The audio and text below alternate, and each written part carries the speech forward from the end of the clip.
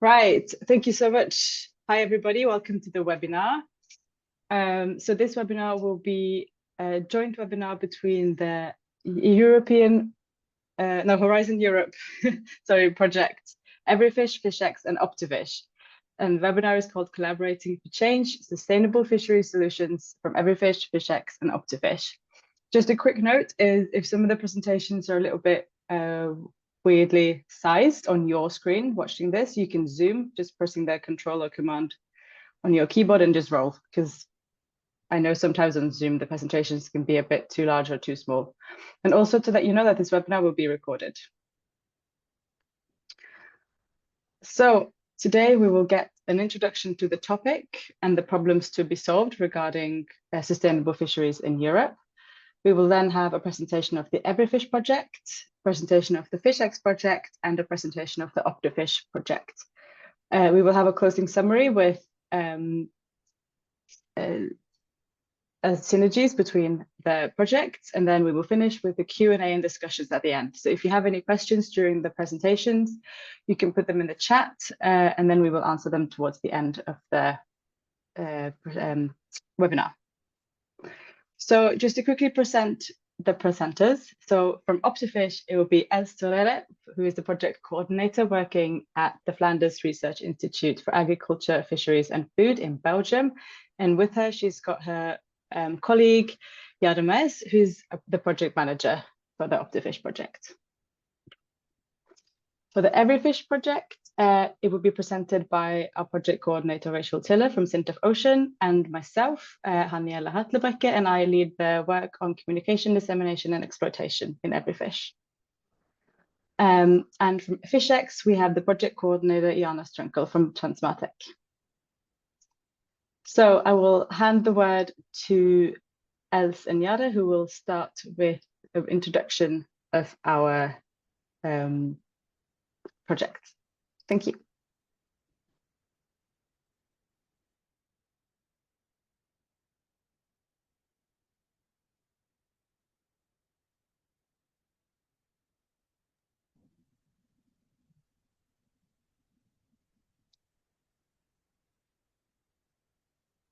Okay, yeah, thank you. Sorry, it's in presenter mode. You have to change it. Thank you. Thank you. It's okay now? Okay, thank you. Yeah. Okay, good morning, everybody. Yeah, welcome indeed to this webinar. And before we go into detail for every individual project, we wanted to show you a little bit what is the synergy between the three projects. Yeah. And in fact, it all starts with the call, the Horizon call that was launched for as well the Everyfish, the FishX, and then the OptiFish. Yeah. The call was in fact separately. Yeah. So we had one for Everyfish, FishX, and then we had one for the OptiFish. What we saw, just going to move this a little bit. Yeah.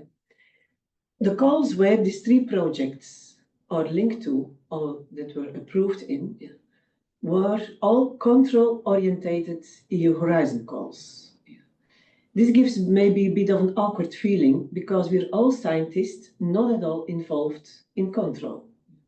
But we thought it could be a challenge for picking up a control-oriented Horizon call and develop technologies, approaches, stakeholder engagements, data platforms, which are meant for stakeholders to have the fishing a bit in a different way so that the implementation of the common fisheries policies is done in a better way. Within those three projects, yeah, and within those calls, there was a request that was looked in new monitoring and control technologies and also strategies. There is in all of them looked and requested for look into innovative tools, the digital transition, different kind of data platforms, overarching data platforms, and how to use them. The projects and also the calls requested to look into as well fisheries, recreational fisheries, small-scale fisheries, large-scale fisheries, pelagic, demersal, you name it, they're in there, but also processing industry. Additionally, we needed to look into an enhanced ability to collect, but also exchange and analyze data. And an overarching objective from the Horizon calls was to implement the landing obligation and to combat the IUU fisheries in a better way. A common goal is, of course, the sustainable management of marine biological resources and to overcome possible resistance by all stakeholders and parties. And within those goals, and the projects are all trying to achieve that, is to propose different ways for also an effective implementation. Having said that, if we look at all the terminology used in the 3 calls, we have clearly not so much the control who's coming in, but it's about data, it's about monitoring, it's about innovative tools, fisheries, and also how to learn to do a better management using 1001 different approaches, innovative actions, and so on. Thank you. This was the introduction, and I would like to give now the floor to as well Hanne and Rachel of Everyfish. Thank you so much for that. I will get right on that. And we shall hope this works. Can you see my presentation? The standard first question. Okay. Of course, fisheries is a critical sector. I'm from a fishing family myself. And it's not only important for sustainable development, but it's also very important for food security in the future. And in Everyfish, we want to contribute to both of those and do this through the development of these digital transition tools and automatic catch registration. So my name is Rachel Tiller. I'm a chief scientist at SINTEF Ocean in Norway. SINTEF is one of the largest research institutes in all of Europe. And I coordinate the Everyfish project together with a really excellent team of researchers from all over Europe. And technology and innovation, of course, can contribute to help us solve the biodiversity and food security challenges. And at the same time, we can find these solutions that's going to ensure that we have value creation in the industry. And there's more than 80,000 fishing vessels in the EU. So it's really important that we also think of them, because as Else was talking about, these were written with perhaps a different objective in mind. And we do need to ensure that we also have value creation and food security in the future for these fleets. So in line of that, in 2023, Everyfish was awarded and our aim was basically to develop technologies for automatic catch registration in all fisheries, from the factory trawlers all the way down to tourism fisheries and recreational fisheries. And we do this by using camera technology and artificial intelligence and machine learning, using a lot of different sensors on these different vessels, because there's no one size fits all. These all need very individualized options in order for them to be implementable in these different fisheries. And we do this in close collaboration between science, policy, industry, and community actors.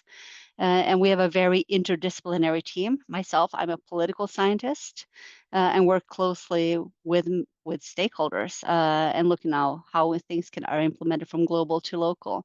But we also work together with physicists, and we have a lot of technology developers. And we have a lot of different kinds of partners in this project, from the fishers themselves, from small vessels to the very large vessels. And very importantly, we also have the governance authorities, not just as collaborators, but we have them as an active partner. So the Fisheries Directorate of Norway is part of an active partner in this.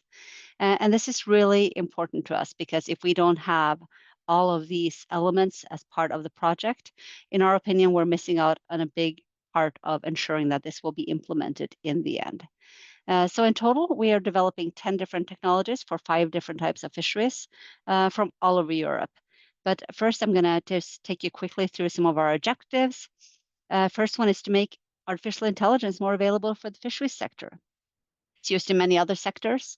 It's used in medicine. Many have used ChatGPT. I quite haven't figured it out yet. The second part is that we want to improve the working conditions of the fishers themselves in terms of monitoring and reporting. Because right now they have to do this manually. We want to make sure that this is happening more systematically and more automatically to make it easier for them to do their job and for the data to be easier accessible both for managers, scientists, and the fishers themselves. We also want to standardize this catch data because this is not, again, not a one size fits all, and it's not a one type of data in all these kinds of sensors. But we need to be able to standardize and harmonize the data. So we do a lot of work on that as well. Well, we also want to ensure that we can detect unusual fishing events because, so you can have all these sensors and all these boats, but there's still ways around it. And there's also things that could happen with the technology itself. So we need to see if there's anomalies so we can direct the management to those areas. And then, of course, we want to digitize management itself so that it's not just a benefit to the managers, but also to the fishers and to biodiversity itself. And then we want to identify and address what are the challenges and opportunities and make sure we balance this. It's not supposed to be an arm wrestle where one is winning. We need to balance this. And to do that, we do a lot of workshops, a lot of discussions. We have a lot of questionnaires and interviews with the fishing community, with the managers, and with the scientists to make sure that we cover all of these bases. And in the end, we test it and we validate our innovations and we promote them across Europe. And these are our technologies, and these are the areas where we test them across Europe. So we have 10 different technologies here, and they range from how we use them. So some are to be used on a conveyor belt, some have CCTV cameras, some use buckets, some use handheld cameras. So we need to test a lot of different ones because, again, there is no one size fits all. We also, of course, have crustaceans in here, which also needs a different type of camera system. And I have one that's highlighted here. It says Catch PEL-CEP. That's development technology that is going to be in the pelagic sector because these pelagic vessels use a different type. I mean, they're pumping things on board. It's a really difficult one. And if you can see here, you'll also see our TRL levels.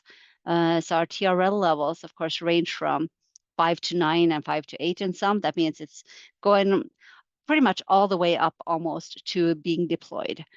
So these are both in the development stage already, and they're going to go almost all the way to market. But then we also have this Catch PEL-CEP, which is nowhere near that. So it's a really big range. So just to sum it up, one of our focus areas is basically getting scans of all these 3D models, then developing million more of these models to train the dedicated AI to recognize the species in terms of length and weight. And then we end up getting them on board the vessels because once we've trained this, the fishing vessel will catch the haul, take it on the conveyor belt in this case, and the trained AI will then be able to estimate the weight and the length and the species. And this is also that we can basically get through an efficient catch registration system where we can register and ensure that we have all this data and that this data is stored in a very safe place. Like right now, we have it in a Norwegian Marine Data Center hosted by the Institute of Marine Research in Norway as a data repository. But we also want to make sure that all of this data is available so that you can have quotas and real-time closures and openings that are scientifically based and trustworthy. But none of this can be done without the stakeholders.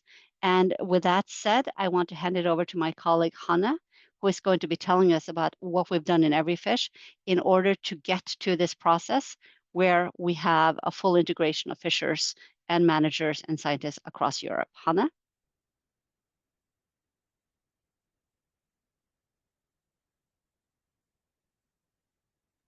Thank you. Just had to figure out how to unmute myself on Zoom. So I'm assuming you can see my screen because I've not heard the yelling. Thank you. So thank you, Rachel. So my name is Hanne. I also work at SINTEF Ocean. I lead the work on communication, dissemination, and exploitation in the Everyfish project. And I'm also heavily involved with stakeholder engagement in the project. One of the ways that we do stakeholder engagement is through workshops. As you can see in this photo, here on the whiteboard is a result from one of the workshops. So I'll get into the details a little bit later. So we think it's very important to have workshops to meet the fishers where they are, to give them the opportunity to participate in their native language. We think that's very important. So that's why we are having workshops with fishers in different countries across Europe. We've had them in Norway, in Spain, in Turkey, in Denmark, and we're having one in the Netherlands today. Some of these workshops have been done in collaboration with the OptiFish project as well, which you will hear a little bit more about later. We've also had a workshop in Norway with researchers, and we've had a workshop with European fisheries managers from 7 different countries across Europe, and also Canada participated. So that was really cool. So why are we doing these stakeholder engagement activities? We see that compliance by design is the current trend in management, which is where they use methods and procedures that lead to compliance automatically, which means if you're doing it how you're supposed to be doing it, you're automatically complying. And if you want to not comply, you have to make that conscious decision. So we also know that, like Rachel said, automatic catch registration will not be a one-size-fits-all situation. So it's important to get the views from the stakeholders early on.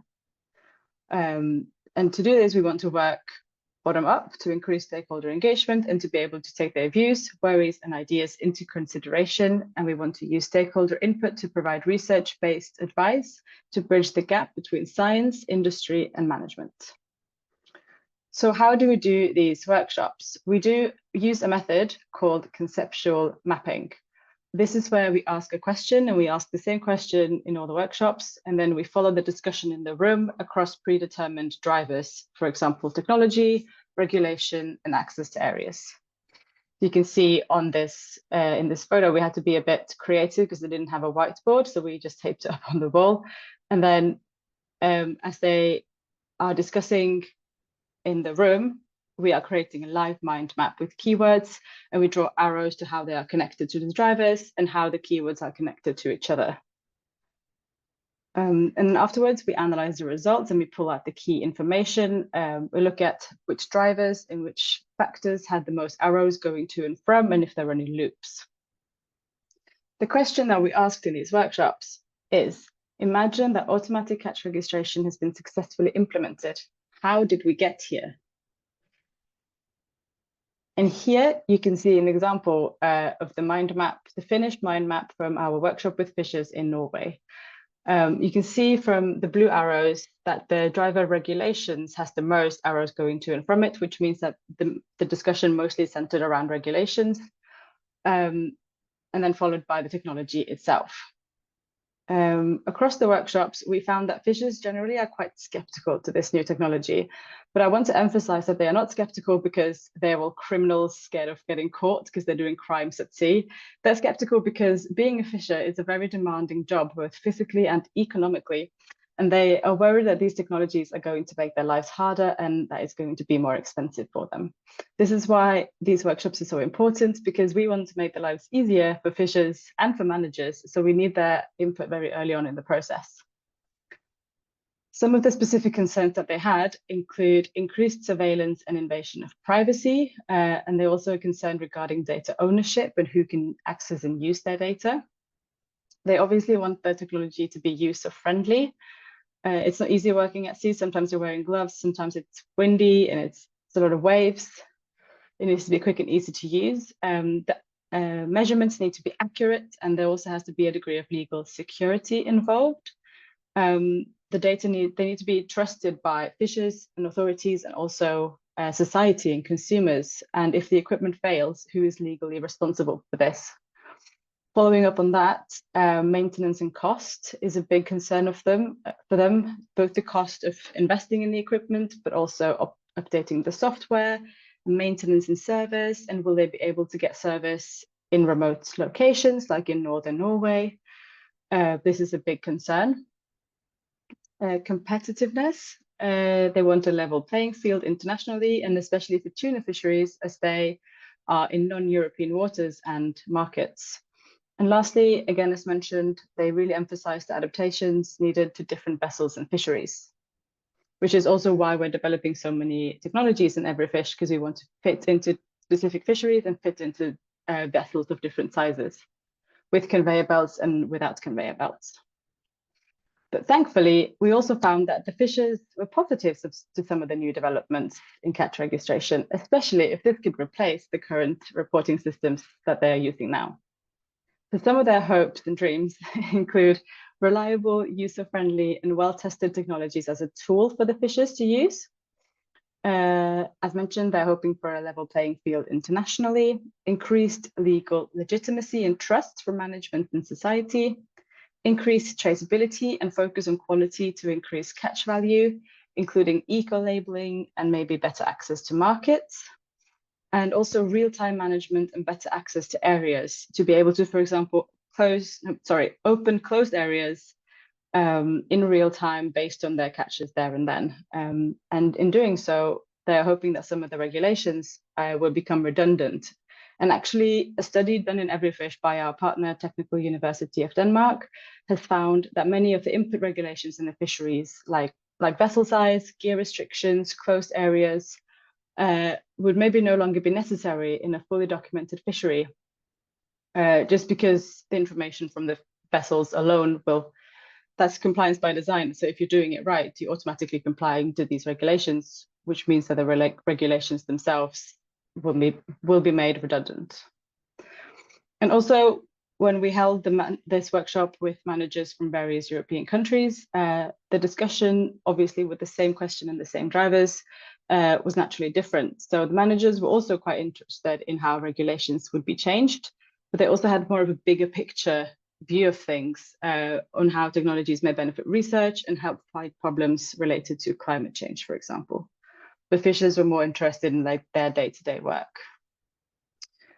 We are also following international corporations for sustainable fisheries management. So in international waters, fisheries management is done by regional fisheries management organizations. And in this map, you can see it's the Northeast Atlantic. International waters are the ones in orange. And these are managed by the Northeast Atlantic Fisheries Commission, NIAFC. And last week, I attended their annual meeting along with a colleague of mine, where we attended as observers, and we followed their discussions on quotas and fishing restrictions. And we also did some in-depth interviews with some of the participants. And in this meeting, electronic monitoring was mentioned, like here and there, but it wasn't a big focus. But it was clear to us working with this that a lot of the uncertainties in their discussions and advice with fisheries management could be solved just with increased data collection from fisheries, because scientific data collection is very costly and time-consuming. And this activity was a collaboration between the Everyfish and the OptiFish project, and we hope to be able to join these annual meetings in the years to come as well. Lastly, I just wanted to mention, because we're very proud of this, last month in October, we were featured by Euronews. They visited one of our vessels, trialing the catch scanner, which is one of our most advanced technologies in northern Norway in Båtsfjord. And they also visited the robotics lab at SINTEF in Trondheim. So if you just search for fish and microchips, there is an article, and there's also an 8-minute video where you can see the technologies in action. So it's very cool, I think. So yeah, just the last slide to mention that we are on social media, just search for Everyfish, and there's also a website, everyfish.eu, where we have a blog that is continuously updated. So that's me, thank you so much. And for the next presentation, we will hear from Jana about the FishX project, which was funded under the same call as the Everyfish project.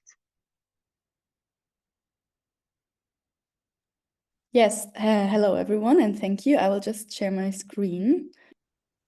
Now you should be able to see the presentation, and now yes, just the big one. Okay, perfect. It's always a struggle. Okay, well, thank you for the introduction and welcome everyone, and thanks for joining in today. I'm Jana Stünkel. I'm the project coordinator from FishX. I'm from TransMarTech, which is based in Kiel in northern Germany. And yeah, I would jump right in. So just to set a frame, the FishX project started in June 2022 and runs until May next year, so a total of 3 years. It is, as mentioned, also funded under the Horizon Europe program and has a total volume of 6 million euros with an EU funding of 4.5 million euros. In FishX, we have a relatively small consortium with a number of 9 partners, including 4 NGOs, which are from Siena from Portugal, WWF from Belgium, with affiliates from Portugal, Adria, and the Mediterranean. Then we have IMRO from Ireland and LIFE also from Belgium. The NGOs are the main direct link to the fisheries world. Yeah, and furthermore, we have 3 technical partners that are part of the project. So this is North.io and ours, both from Germany, and CLS from France. Yeah. On the other hand, we have UTech, who are in charge of communication, the roadmap, exploitation. And then this is us, TransMarTech from Germany as well, being the project coordinator. Before I start to introduce the FishX project itself, I would like to provide some background information about small-scale fisheries and why we focus on that in FishX. So SSF play a crucial role in the EU fishery sector, since they are accounting for 76% of the active fishing vessels and approximately 53% of the total employment. But they're only responsible for about 19% of the catch. These are numbers from 2022.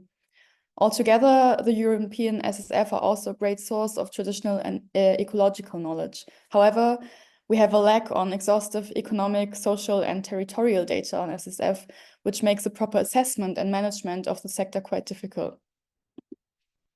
And due to the role of SSF in EU fisheries, it is literally why we must have SSF on board to enable a successful implementation process of the revised fisheries control regulation. Therefore, we need to treat our small-scale fishers as partners, and they also need to be heard. The new EU fisheries control regulation brings also great changes for small-scale fishers, which are that all vessels, also the small boats, have to install tracking device on board by 2030, that all catches will have to be reported electronically with e-log books, and regarding traceability, it will be mandatory to use the EU's electronic database of catch certificates, the EU Catch IT system, and a digital traceability system for all seafood products will also be put in place. This is quite a big step towards the digitalization of the sector and full traceability of seafood products. Overall, this results in several big opportunities and also challenges both for the EU and small-scale fishers.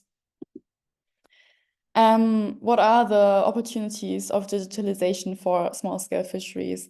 One is that they can be heard by the EU and other regulatory bodies. So they can prove their activities and areas of activities such as fishing grounds, for example, to avoid closure of economically important fishing grounds. In other words, they have increased visibility within maritime spatial planning. Furthermore, they can actively take part in fostering sustainable European fisheries in a fair manner and also co-create a system that works for all parties involved. They can also receive fair economic returns for their catch and also escape the stigmatization and sometimes accusations of IUU. On the other hand, there are several challenges, to be specific, 2 main ones. The first one is to make the data collection and sharing actually attractive for small-scale and recreational fisheries as well. And secondly, to enable maritime authorities and other key stakeholders to access, manage and utilize the data in a way that actually supports the development of more sustainable fisheries in Europe.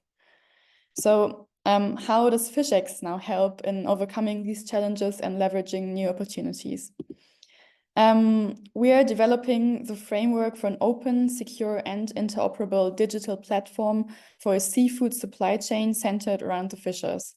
This digital platform will include 3 minimum viable products, which is first the FishX data space that will be integrated into the Gaia-X infrastructure and is intended to help enforcing and controlling fisheries regulations more effectively in the future to protect endangered fish stocks. That means that data sources from different fishery stakeholders are connected to each other and shared according to the requirements of GDPR from both data provider and users. Then secondly, we have the Insight platform, which is basically the cartographic user interface of the FishX data space and displaying anonymized and aggregated data, so no vessel tracks, as well as other fisheries data like fish stock status. So you could consider the Insight platform as a shop window where EC activities are advised in a dynamic mapping context and open for further analysis. I will get to that part towards the end of my presentation because there are some news within the project, but yeah, more later. Then thirdly, we have the traceability platform that will enable a transparent and comprehensive mapping of a seafood product from harvest to sale.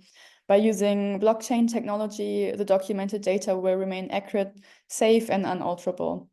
Additionally, a traceability app will also allow consumers to scan a seafood product to access the documented information, leading to security and transparency for customers and consumers, as well as to fair economic returns and increased visibility for the fishers. So the main goal of these three parts of the digital platform is to empower European SSF by giving them the opportunity to increase their visibility while protecting personal rights and enabling fair data acquisition, storage, and exchange. The development of the digital platform is accompanied by 4 use cases, with 2 in the Atlantic Basin in Portugal and Ireland, 1 in the Mediterranean in Croatia, and 1 in the Baltic in Germany. The 2 in the Atlantic coast and the Mediterranean coasts are the ones where we install vessel monitoring and eGear devices, and at the moment there are more than 100 VMS devices installed and 12 eGears. Yeah. Furthermore, you see Greece also on the map. This is the post-processing of the Starfish project, where we also use data to train the algorithms. As part of the use cases, stakeholder engagement with the fishers took place who are actively involved in testing the VMS gear and the VMS and eGear devices. And today I would like to draw the focus on the specific part of the stakeholder engagement we're doing in FishX. So active engagement with fishers means that we're doing, or that we did trainings, workshops, information meetings, both online and in person, including demonstrations of the devices and also direct interactions with fishers in the harbors. What we also did was regional capacity building workshops in different regions in the Atlantic and the Mediterranean. And there are also specific trainings for the FishWeb platform that we also offer for the fishers, and also their family members. There were trainings on how to use the platform, which provides real-time data on vessel movements. It can monitor fisheries activities and notifies when entering specific areas, such as marine protected areas.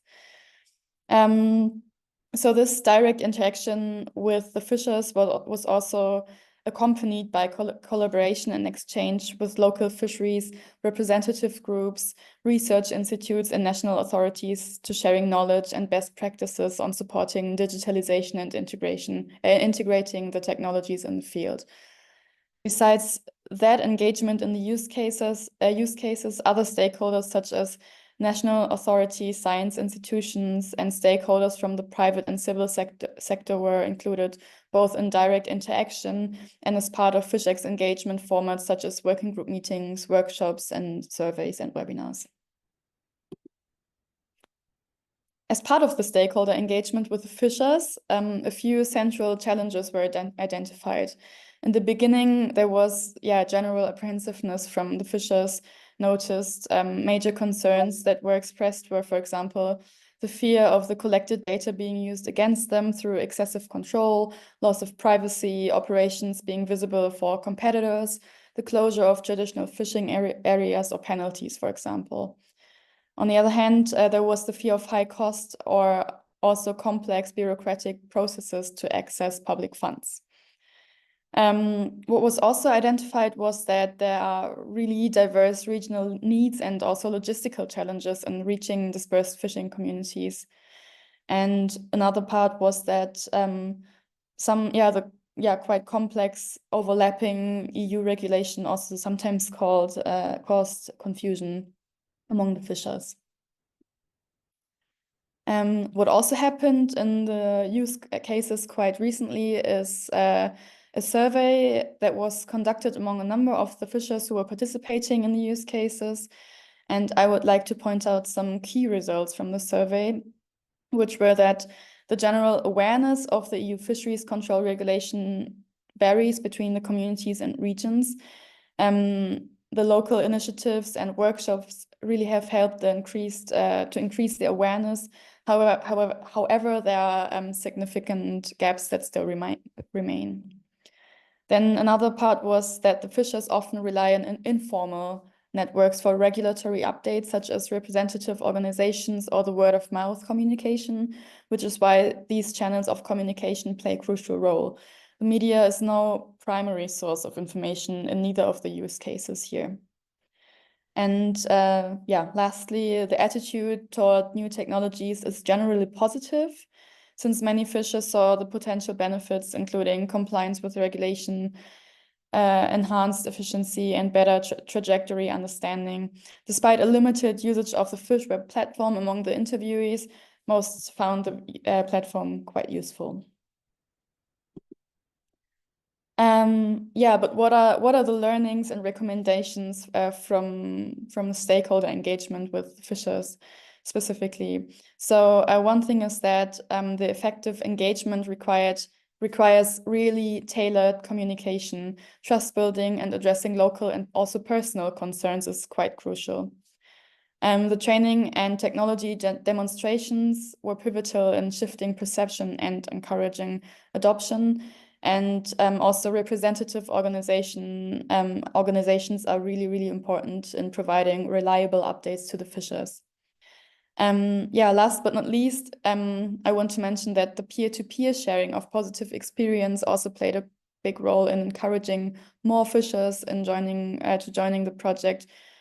And this is not to be underestimated. Besides the use cases and also the digital solutions that we are providing, we're also working out a fisheries industry roadmap that is based on experiences and our research and stakeholder consultations. Currently, we are updating the preliminary version. As a general part of it, a consultative approach with key actors from the public, private, and the research sector, as well as from civil society, was conducted. The roadmap will also include policy recommendations, and that leads me to the next steps, which are just the synthesis of the project outputs for final version, the further engagement in use cases, and further development and testing of the digital tools. That, on the other hand, leads me to the last but very much not least thing I would like to mention, and this is that I would like to give you a short introduction to the first version of the Insight platform, which is developed by our partner CLS. And the Insight platform is up and running since this month. This first version of the Insight platform gives an impression on how the final version at the end of the FishX project will look like. And it already displays some of the data collected by the installed VMS devices in the FishX use cases. Okay, I just want to lead you a little bit through it. It's not showing much, but regarding the time, I would say let's go. So the users can choose the time period where they like to display, for example, here, September 2024. Then you can take a closer look at the collected VMS data from the Portuguese use case. Here, the VMS presence in hours gets displayed. The lighter colors shows a high density in VMS presence, whereas the darker squares show less density or less hours spent on the water. The same principle applies for vessel density. Here, for example, you can see that in this area, there seems to be a hotspot for fisheries activities. Furthermore, you can apply different layers, such as marine protected areas, GFCM, FAO layers. Yeah, and additionally to the map view, there's also the dashboard that shows different examples of analysis at the moment, such as in this case, the vessel presence in the exclusive economic zones of the countries where the FishX use cases are placed in. The version 2 will include machine learning tools and data input through the data space and will go live in the next months. So yeah, if you want to check out the Insight platform, you can visit and try directly accessing through the link that you can see here. And this will also be soon provided directly through the FishX website. Yeah, thank you for your attention. I'm looking forward to your questions later, or you getting in touch with us through the link or our email address. And now I would like to hand over to 𝐿s and Jade to present the next project, which is OptiFish. Thank you. Thank you. Okay, let's now indeed talk about OptiFish. Yeah, OptiFish stands for Optimisation of the Digital Catch Monitoring and Reporting in European Fisheries. The word optimization about what is already done in the field is crucial in this project, because as well regarding the technologies as challenges and benefits, we're trying to look as much as possible to what is now already done and how to improve it, integrate it, and make it better. The project OptiFish is also an Horizon Europe goal, a different one than Everyfish and FishX. Yeah. And it's running for 48 months. We started the 1st of February this year, and it will end indeed 48 months later, which is in 28. Having said that, the project is running even not a year. Yeah.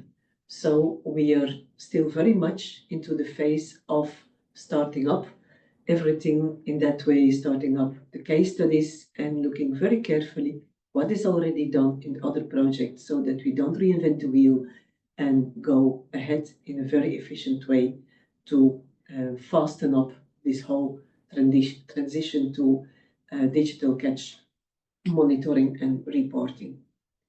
We have 19 partners, 8 countries, and of the different partners and the countries, we have 8 research institutes, we have 7 technology companies, 2 POS, 1 National Directory of Fisheries, a national government body, and a non-profit organization also involved. It's spread over quite a region in Europe from north to south, and also a little bit from east to west in this project. OptiFish has challenges, yeah, just like the other 2 projects. Yeah. And the key challenges that we're looking into in this project is how to change from the manual data collection into the more automatized digital data collection, and the reliance on human observation and manual data processes, change that into that automatization. The other challenge is the regulatory framework as it is now. It has been referred to already in Everyfish and also now in the FishX. Yeah. There is quite some complexity in compliance and the reporting standards. Also here in Belgium, when we talk to our sector, in fact, the resistance to insert or to implement innovative techniques in the special artificial intelligence or cameras is that they see another layer of complexity coming in. So the framework as it is now is a challenge for the future, how to change that. Intrusive measures, yeah. When the new technology, is it now in the fishing sector, small scale, a large scale, a mid scale, or in the recreational fisheries, or even the processing sector, introduced, yeah, we need to look that there is as less as possible disruptions in the current operations. Data security, ensuring robust security for collected data. It's an ongoing challenge in any project that is presented today, and also beyond projects presented today. Reinsuring that data are handled in a proper way, in a secure way, and not spread on the pavement, is an ongoing challenge indeed. How do we want to approach this in the OptiFish? Is that we're trying to look for performance standards. Are there templates possible for a control agreement? We are looking very much also into reporting and decision support tools, also for the sector. What is possible to have support or decision support tools for the sector that they can evolve to real-time management, and maybe in that way then move away from the regularity framework which now currently on the table. And then at the end of the project, we're looking at establishing the OptiFish Academy, where capacity building is a central objective in this development. And overall, we're trying in enabling the fishers to become the managers of the marine good. Having said that, I pass it now over to my colleague Jana, who will guide you further into the project. Yes, thank you. So we're going to have a bunch of technologies that will be developed throughout the project duration. And those technologies we're going to test in 5 different pilot studies. 5 different pilot studies were also going to be executed in 5 areas. So they're going to be executed on board fishing vessels with a variety in fishing methods and sorting arrangements to make sure that we also try and address different challenges. So we have 5 different catch handling facilities. So I'll quickly go over them. So we have the vessels where the catch is pumped into the tanks. We have the vessels where the catch is sorted on the deck. The vessels where the catch is directly sorted when retrieving the gear. The vessels where the catch is sorted on a conveyor belt, and then the vessels where the catch is sorted on the table. So we also identified these fisheries to make sure that we have a wide geographical area to really make sure that the automatic species recognition is developed for commercial, non-commercial, and also pet species throughout Europe. And also on this slide, you can see the type of technologies that will be tested on each of the vessels. So now, of course, advanced technologies such as the use of artificial intelligence, it brings about some challenges and some benefits. In the last 2 presentations from Everyfish and Fisheries, we also heard some benefits and opportunities and challenges. And because we are also the latest project, we want to dive deeper in some of these and really try to overcome some obstacles. So in the next few minutes, Els and I will guide you through the benefits and the challenges, and I will start with the benefits. So first, we have the sustainable fisheries management.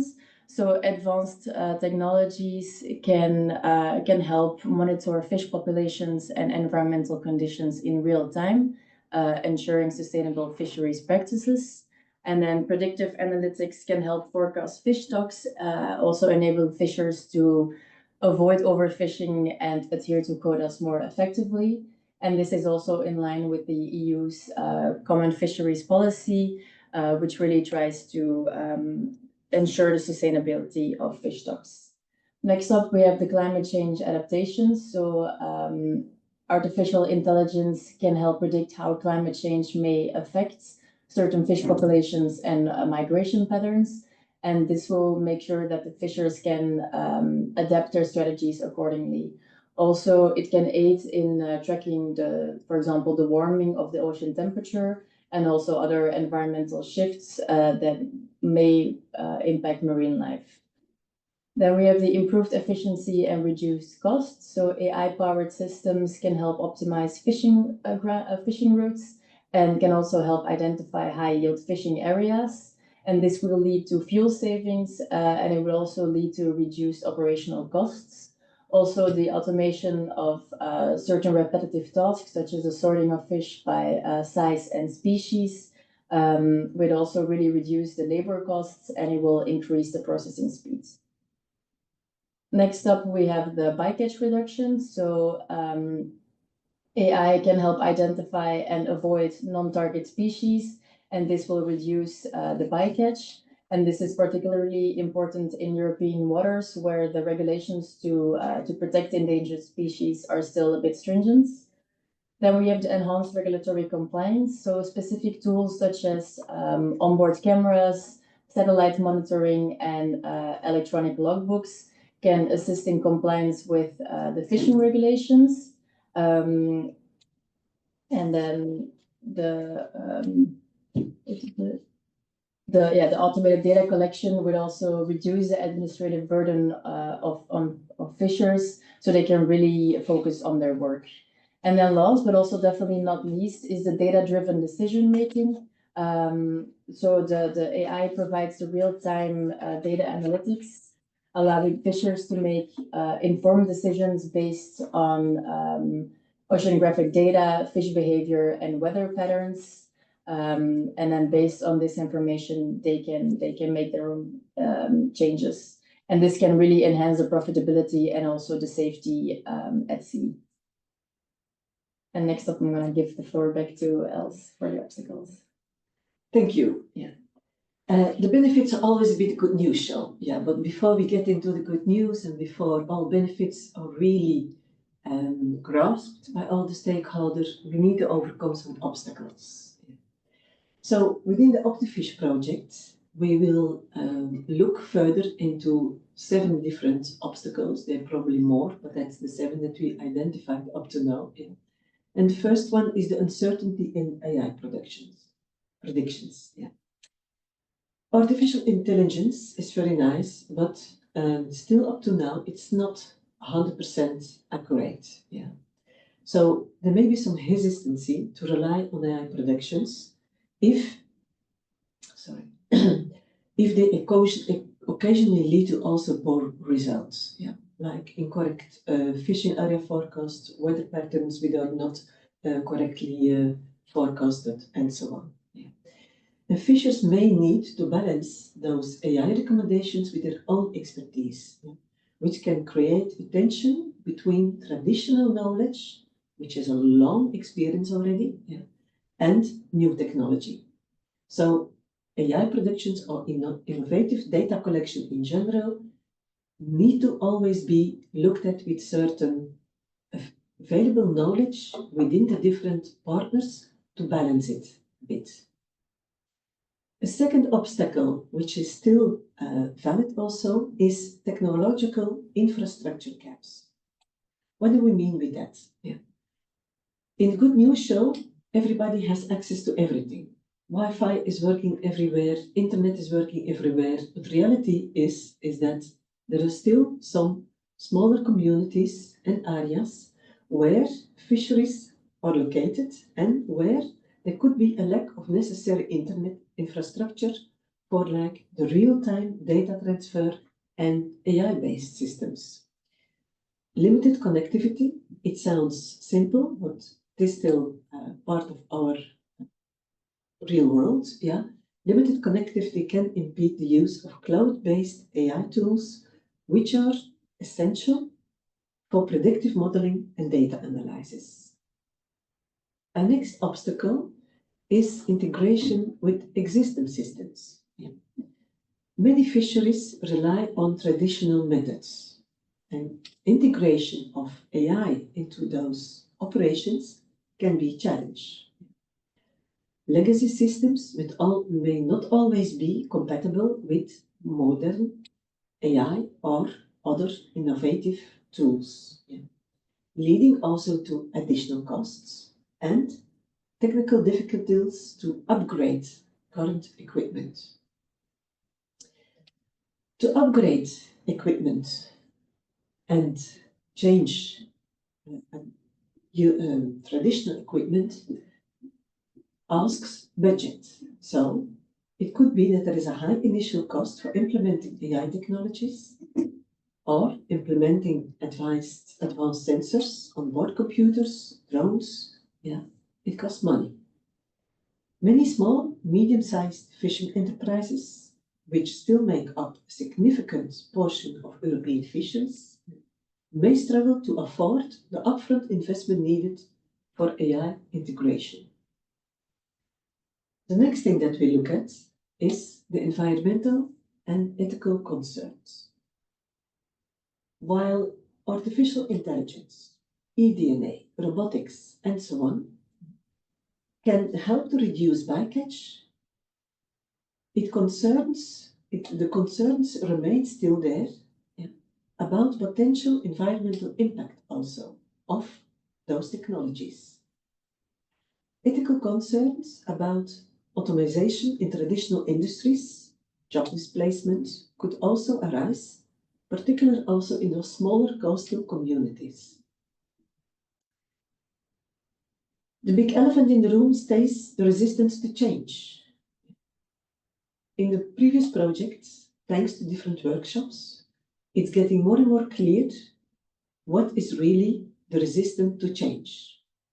Some aspects are going into the right direction, and the threshold for change in some communities is becoming lower and lower because they see the benefits for them. However, fishing industry in general is traditional, and many fishers are still resistant to adopt new technologies, fearing also complexity of the tools. And also, if it all goes well as it goes now, why would they change? Yeah. Why would they go for new systems? Why would they introduce AI, eDNA, robotics in their current way of working? Some lack of digital skills could also be part of resistance to change, because new skills is sometimes creating a fear for people to get involved into change. And then the last but not, the wrong computer. Last but not the least one is the obstacle of regulatory and legal uncertainty. As already referred previously, and also in the other projects, the European regulatory environment is still complex. It is evolving when it comes to AI and the implementation of new technologies.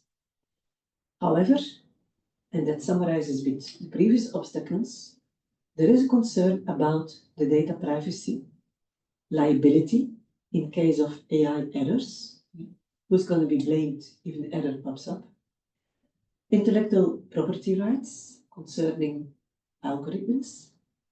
Regulations could also lag behind the rapid technical developments, creating also uncertainty for fishers to invest in innovative technologies.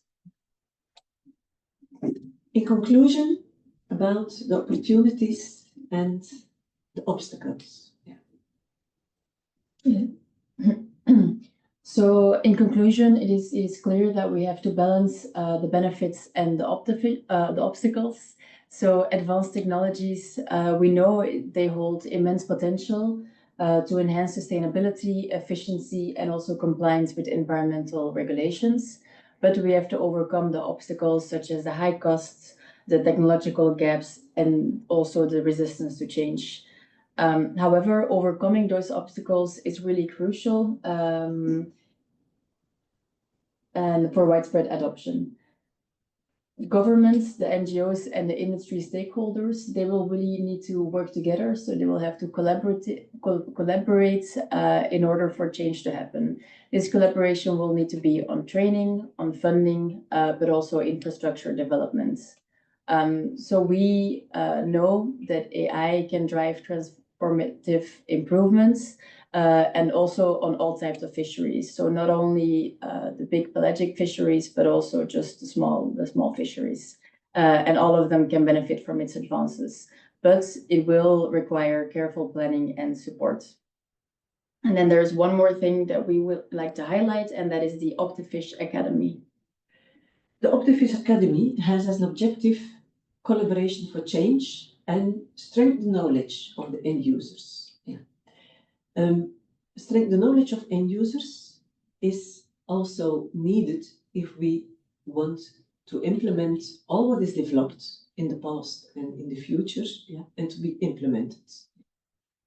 Creating an effective OptiFish Academy to educate stakeholders, in fact, on dealing with innovative technologies in fisheries involves a blend of technical training, stakeholder engagement, and capacity building approaches. Specifically, in the OptiFish Academy, there will be data sharing agreements and protocols available. Because when we implement on a vessel or in the industry or in a factory new technologies, and as scientists we want to grab those data, agreements need to be made with the relevant stakeholders. Training on project technologies and usage. People need to know how to handle something, what to do with it on the long term. Cost-benefit analysis and potential outcomes of using project tools and technologies will also be developed under this OptiFish Academy. Because when a stakeholder wants to implement a certain technology, it's important that they know what's in it for me, what is the cost-benefit, what is the return on investment if I use that. Will there be an effect on less control regulations? So all those aspects will also be handled in the OptiFish Academy. Business models will be developed and be available, and also the technology integration pathways. So how does a stakeholder can start with a technology, how to implement it, what is needed, what is not needed, and that will also be part of it. So the OptiFish Academy is really a learning and training tool that will be available for any stakeholder who's looking for certain knowledge regarding the technologies to improve the data collection and the scientific knowledge. If you're curious about the OptiFish project, we have a website. Please don't hesitate to visit it. Start exploring it, start learning it, and put them next to the two other projects. And I think if you have those 3 projects next to each other, you will see that there is already quite some knowledge becoming available, still some challenges, obstacles, but definitive benefits available. Thank you. And I would like to hand over now to Jana. Thank you. Yeah, I would like to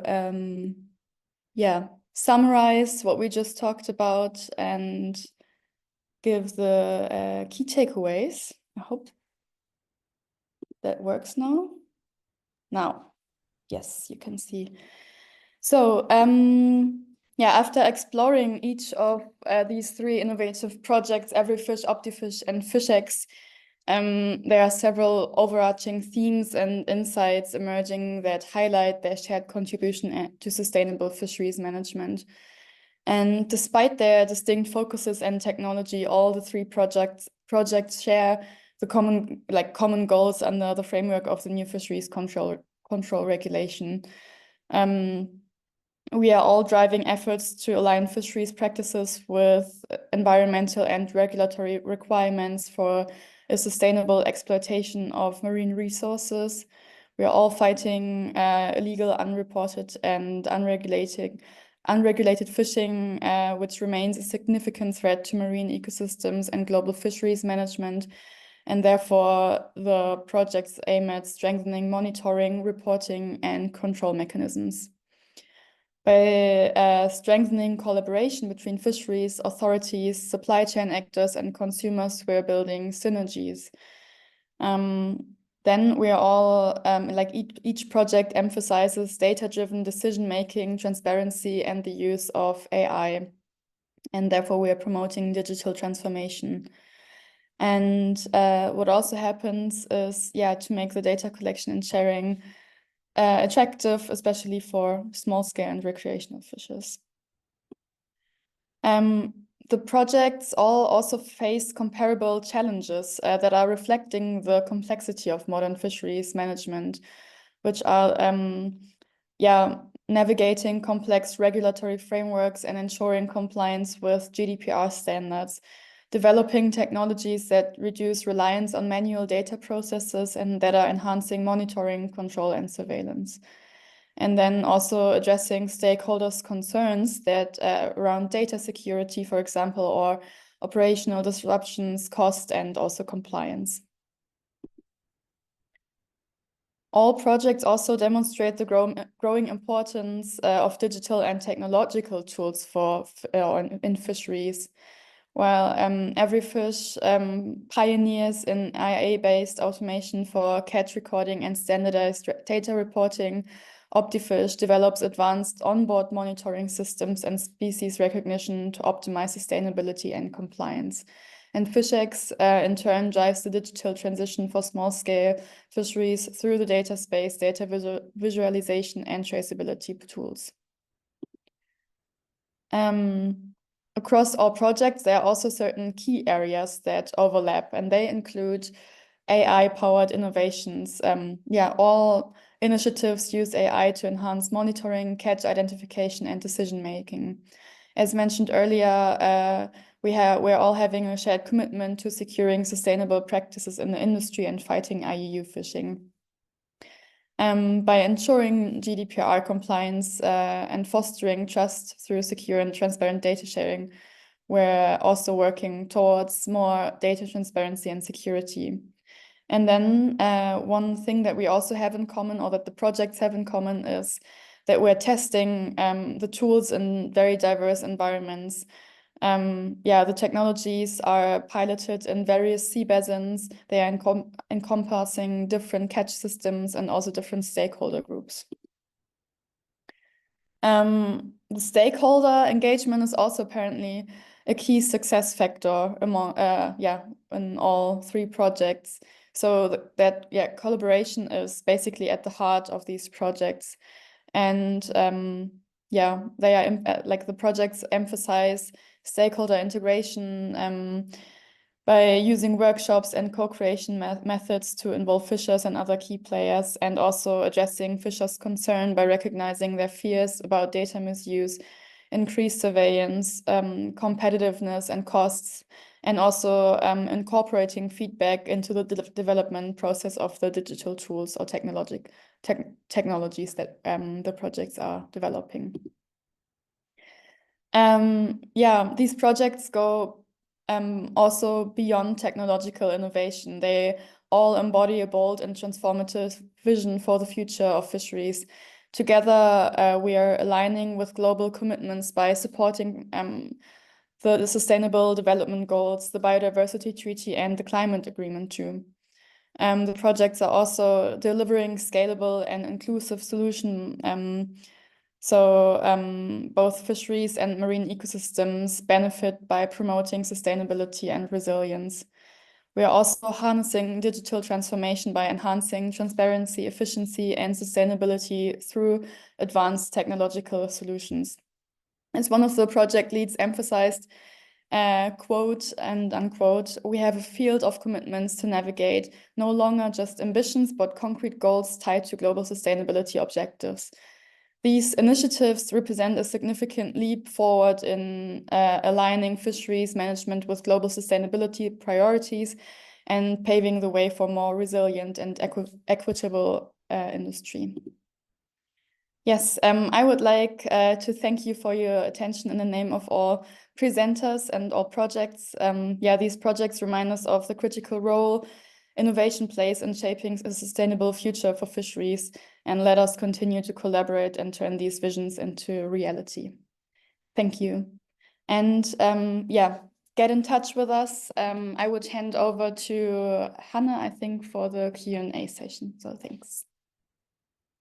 Yes, thank you so much for doing that summary for us, just to get everything right before you leave, so that's good.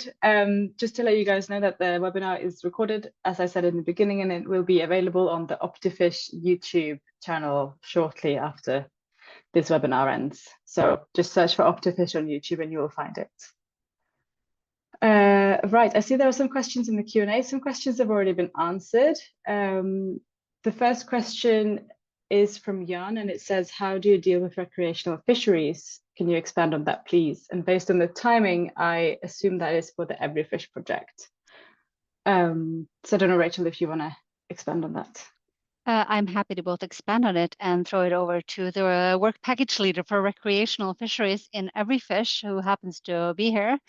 So I don't know if you'd like to take this one else, how you're working specifically on the different apps in recreational fisheries. For recreational fisheries, and while you're trying to get your bearings, because I probably threw that on you, I can say we are dealing with it. Trying to find the microphone. Yeah. Okay. Within Everyfish, we're trying to indeed firstly inventarize what kind of apps are there available, because as you said also, Rachel, for other technologies, there's no one fit for all. Yeah. That. For finding all the different apps available currently in the in that recreational fisheries, yeah, we experience that there are quite some apps available. They're all very nationally embedded. Yeah. So the challenge is now to find maybe a common app, or maybe 2 or 3 different apps that can be used in different regions, yeah, because it's a whole different story when you go to the north or when you go to the south. Yeah. We have the control regulation within the recreational fisheries coming up. Yeah. I saw in one of the comments that it would be already in 28. I thought it was already from 25 onwards that there is a regulation change. Yeah. And maybe a question for the control regulation, and if it's not possible here, then maybe offline, is how do they see the development of their app?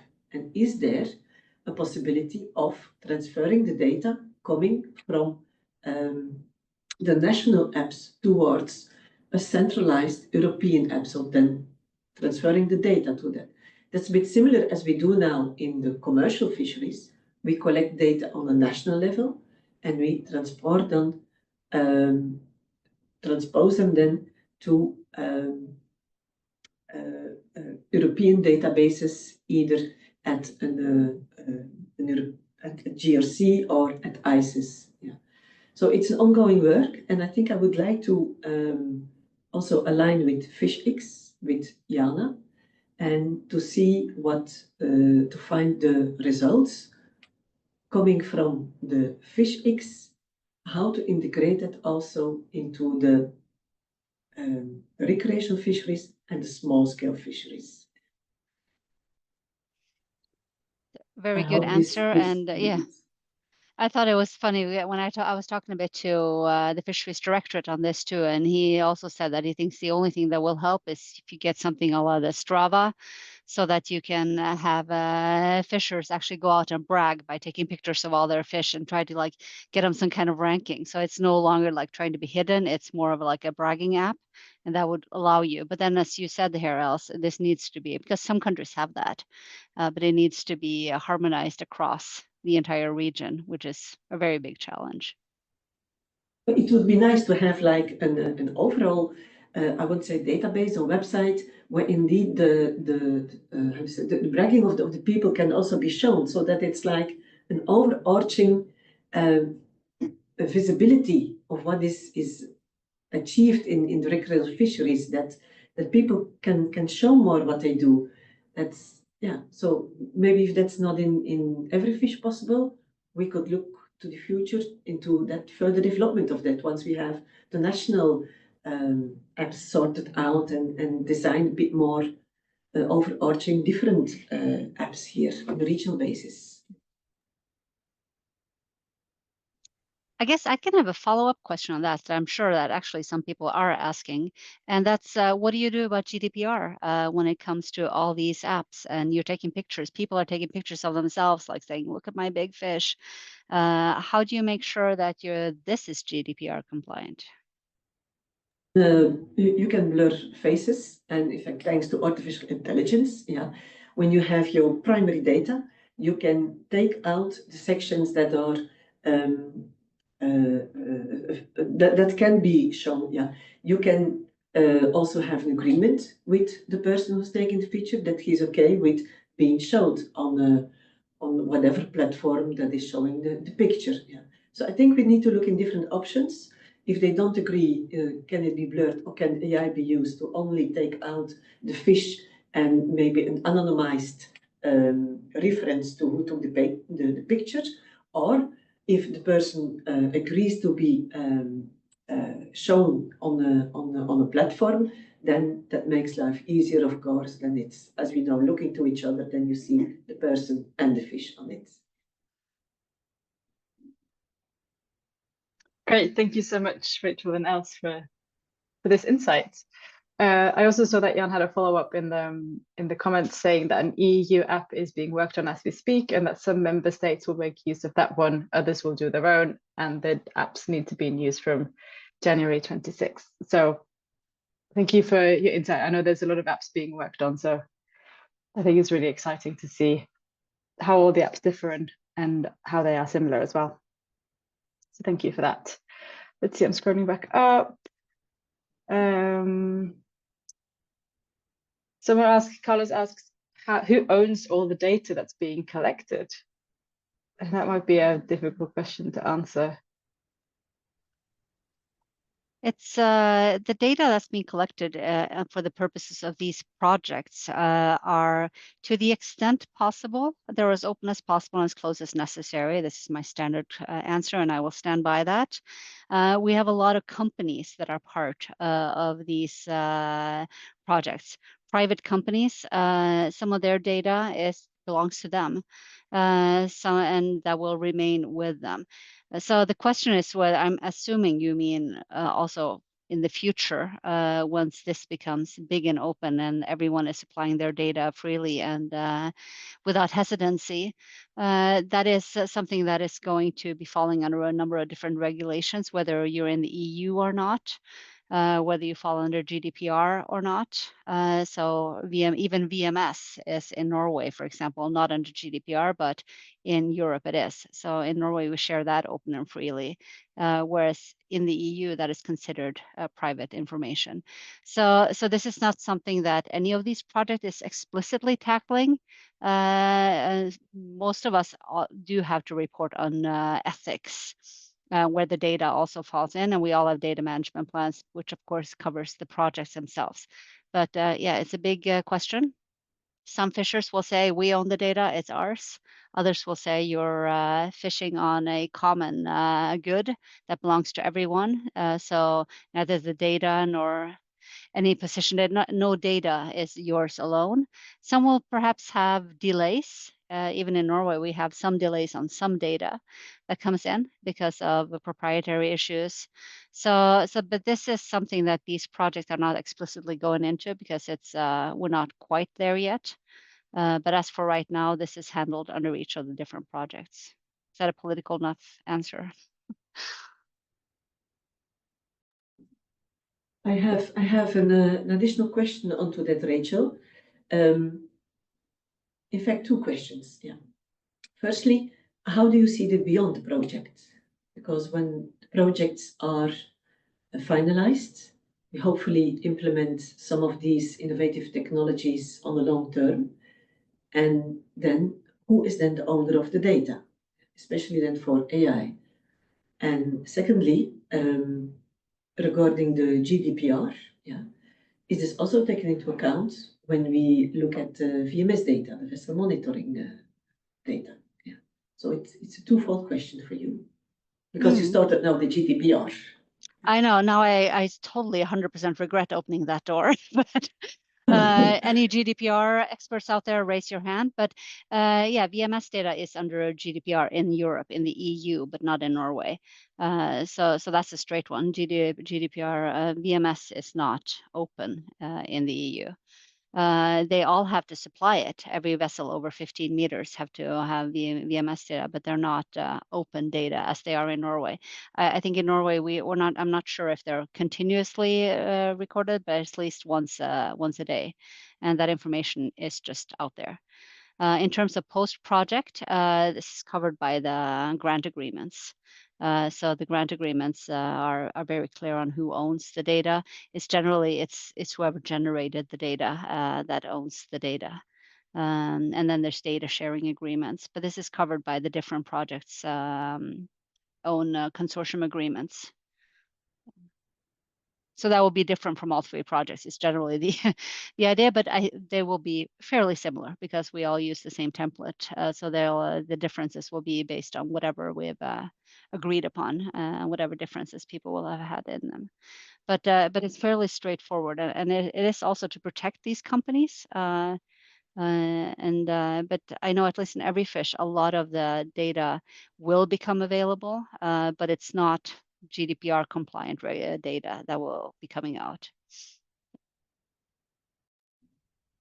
Maybe I can add for FishX. For example, in the Insight platform, that actually shows data on the map or visualizes it.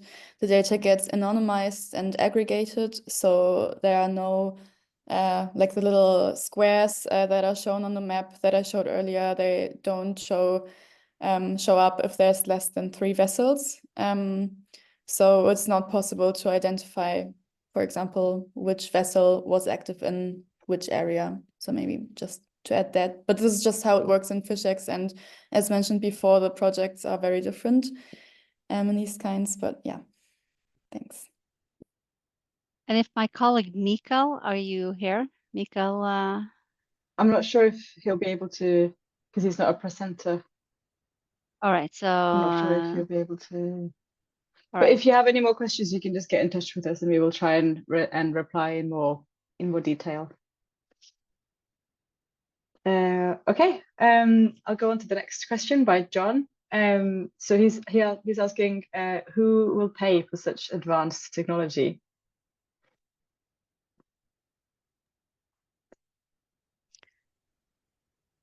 It's a tough one again. We're all going to be guessing here, so I might as well guess just as well as anyone else. In Norway, I am guessing it's going to be the fishers, whereas in other countries, for example, in Turkey, when we had the workshop there, they were like, "Yeah, we're all for it. Put it on our boats if you pay for it."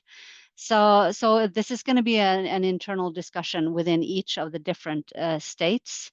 It's not gonna, it's going to be very individual in terms of this. This is why we need more technologies, right? I mean, we're not going to make a one size fits all and say like everyone is going to use this technology because that's going to be an expensive technology. We want competition.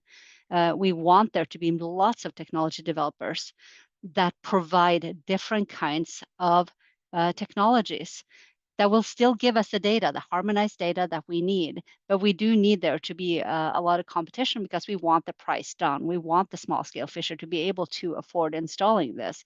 And we don't want it to be a super expensive technology. And we see even in the few years, so I was a project lead on a project called SmartFish just before Everyfish. And at that time, even the difference in both price and technological development, huge from beginning to end of that project. And that's because of how much more came to the market. So yes to competition and yes to lots more development of many different technologies that will give management the information they need in a harmonized manner so that it does not become this super expensive technology that it is right now. Thank you. I think that was a good answer. And as for the development of the technologies, now it is paid by obviously the European Union and their research fund, and also by the industry partners that are developing this. They only get about 70% of their costs covered, and they have to pay for the remaining. So they are also invested in these developments. We have a follow-up question from Carlos. It says, how is the interface between data collection and review of the data by the authorities? Are these data confidential if they are compliant?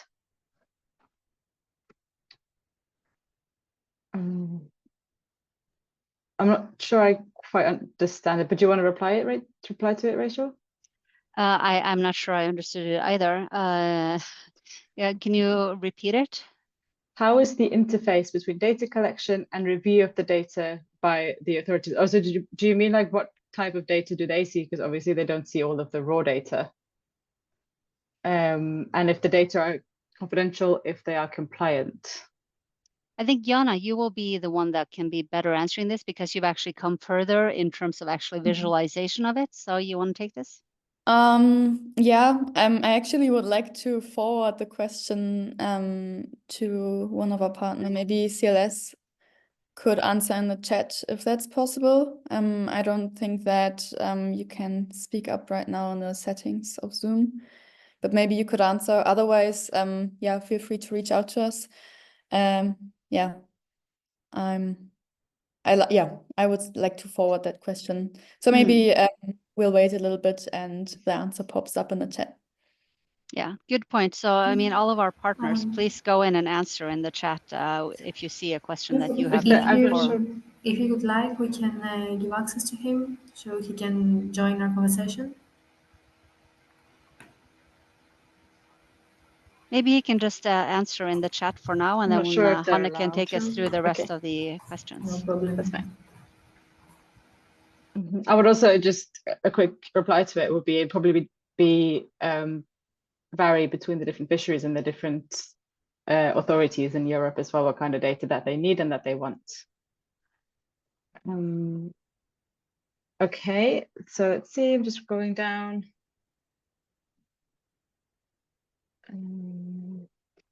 There is one about the validation, of data. Yes, the one by Anastasia, you mean? So there's about funding of the project and funding of the data storage as well, because obviously there's large amounts of data and data validation that needs to be done. So please, Else, if you want to answer it. For the data validation, then we can indeed confirm that there is a mechanism in place. And the basic mechanism is, for example, when there is a vessel who's taking on a camera on board and artificial intelligence, there's also a seagoing observer going on board and doing, in fact, the same measurements on the same fish as AI would do. And based on that, you can work out models indeed for the validation of the data collected by the cameras. So that's a quite straightforward way. And I think in general, also in the long term, even if when the AI would be implemented in a common way onto vessels, small scale and large scale, whatever, yeah, it would be good that there's a regular validation done by the classic way of data collection, to have that continuous guarantee that the data are still of a good quality indeed. Yeah. So this very much into a nutshell.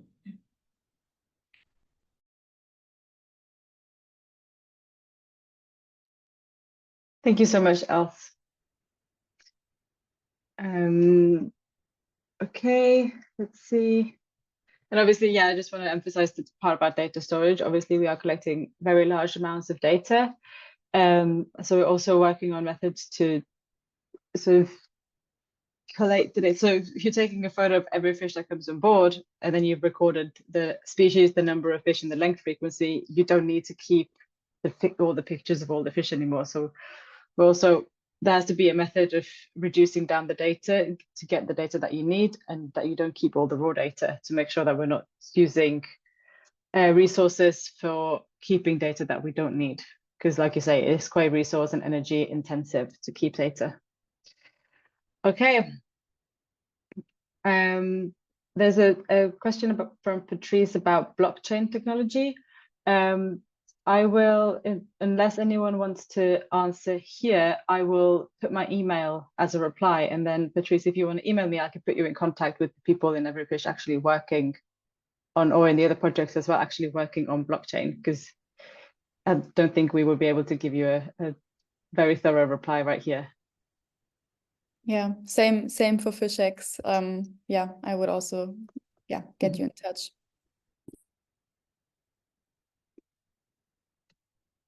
I'm just going to reply.